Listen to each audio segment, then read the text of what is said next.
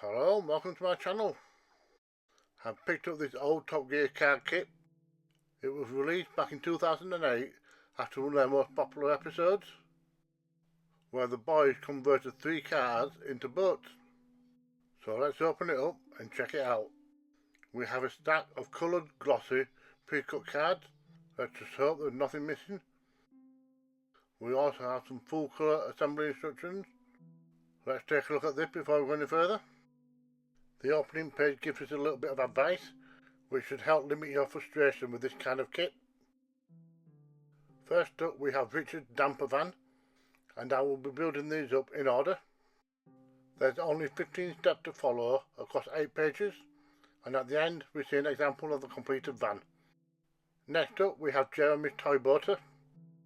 We have 20 steps to follow for this one across 8 pages, and at the end of it you should end up with a pretty powerful looking truck with an oversized outboard motor stuck to the back of it. And last but not least we have James's Triumph Herald, which is a little sailboat. For this one there's also 20 steps to follow across 8 pages. On the final page we get to see an example of all 3 models completed. Let's just hope that mine look like that when they're finished. Right, let's get building. And I start off by punching out parts A and B, and these will form the chassis or the underside of the boat. The next step is to pre-fold all the tabs. This will make it easier to tell where they align, and then it's just a matter of joining the tool section via the tabs, and then you should end up with a fairly solid base. These kits are designed to be assembled without the use of any glue, but if a tab keeps popping out, don't be afraid to use a little bit of PVA. Next up with parts C and D, I'll do the same thing but for the roof section. You just need to make sure that both the front sections are being aligned, otherwise it won't go together. Next I punch out both sides of the van, then attach it to the roof, and that's just 3 slots on either side. And then I attach the very awkward front section, and with this one I have to make sure the creases are folded in the correct way. Then I pretty much repeat the same process for the back end. Now it's pretty much looking like a van with no wheels. So now we can do the boat conversion. There's 2 pieces to add to the front to create the bow. One is part of the deck and the other one wraps around. This part is fiddly, so I use a little bit of glue to hold it into place. And now we can turn our attention to the stern. And that part is in one piece and is folding on itself. And then it's just a matter of attaching it to the back of the van. It's slowly starting to look like a Frankenstein boat. Next we have 4 wheels to assemble. These fold in on themselves and you should end up with a square hole on the back. And that's because it needs to attach to the axle later on. And then to finish them off we need to wrap the actual grip around the tyre. And that strip will hold itself together by crossing the slots. Although personally I added a little bit of glue to make it neater. The axles are made with a pair of square tubes, and they hold themselves together with the tabs. Next we slot on the attachments, and with these we can secure it to the underside of the damper van. But we have a problem. This piece that we built in the beginning never gets mentioned again in the instructions, but it's clear that it needs attaching to the underside of the van so that we can attach the axles. And this slots nice and easily into place. And that is then followed by the axles. These are a little bit wobbly, but since they are not made to turn, we can live with it.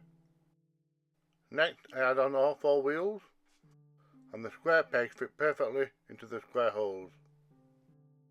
Right, now we've just got the finishing touches to add. There's a few little bits and pieces. And they include the wing mirrors, the bumper at the front, chimney, guard railings and rudder.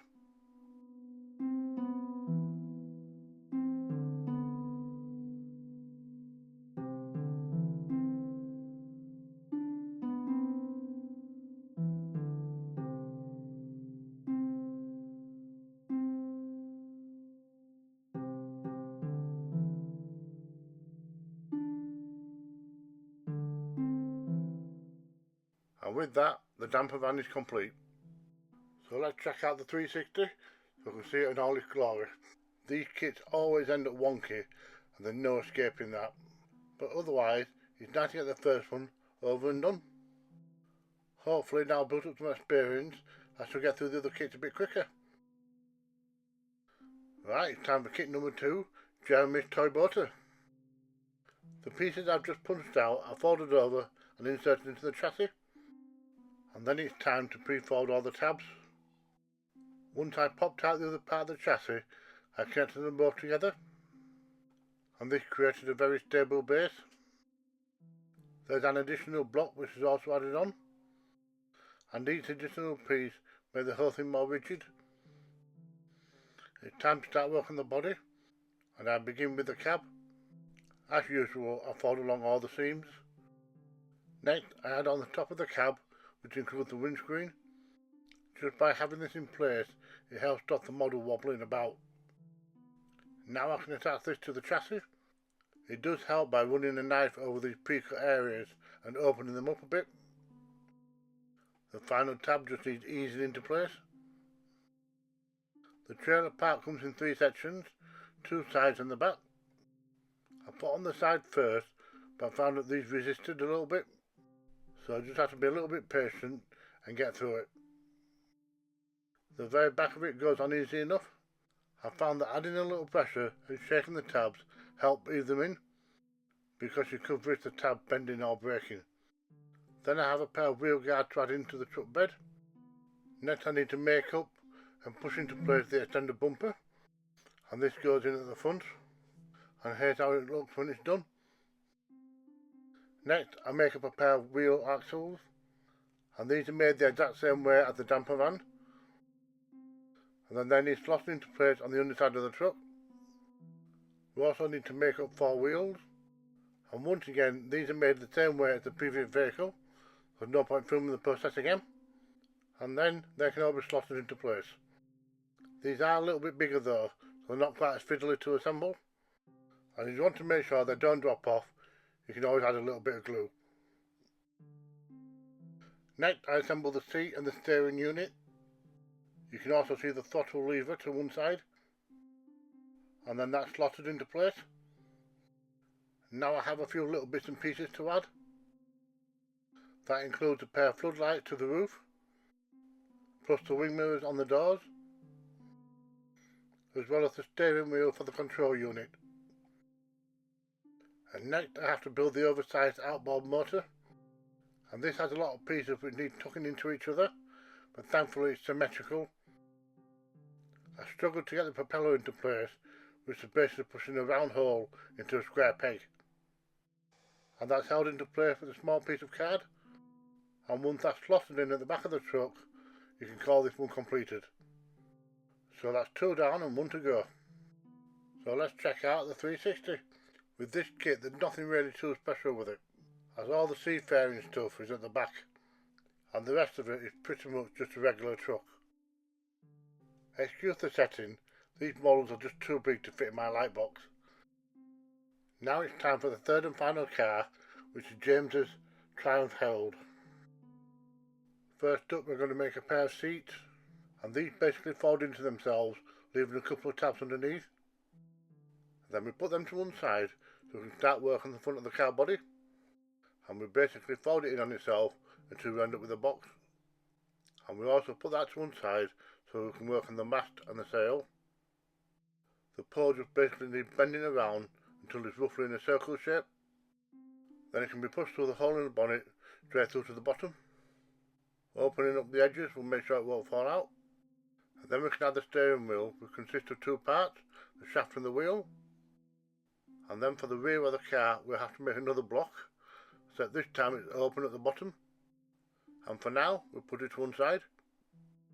We have the interior of the car to start, starting off with the central column. And it's just a matter of using the wiggle technique rather than breaking off the tabs with brute force. Next go in the 2 front seats, and if you push too hard with these they will collapse, so take care. Now we can finally add on the rear of the car, and that's followed up by the front section. I found that these parts went in very easily and didn't need any glue. Now to fold together the underside and connect the tabs, and that makes it look all neat and tidy. Next, we're going to be working on the sides.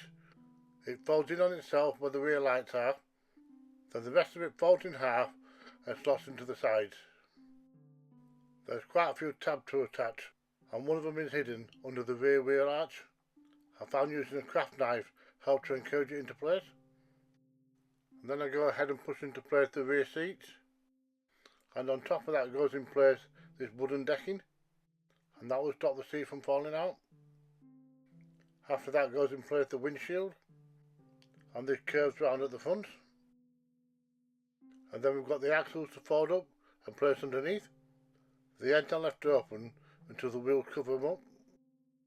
The rudder is folded in half and inserted into the back. And then the front part of the sail slots into place. We also have a little flag for the back. The wheels are made up the exact same way as the previous two kits, and then they are slotted in on the axles. And then that's the third and final vehicle completed. So let's check out the 360. It's another fairly simple boat with just a couple modifications. To be honest, I'm half tempted to chuck this lot in the sink and see if they float. I don't know about you guys, but seeing these kits all completed is making me want to watch the show again and witness three middle-aged men trying not to drown in a lake. And on that bombshell, good night.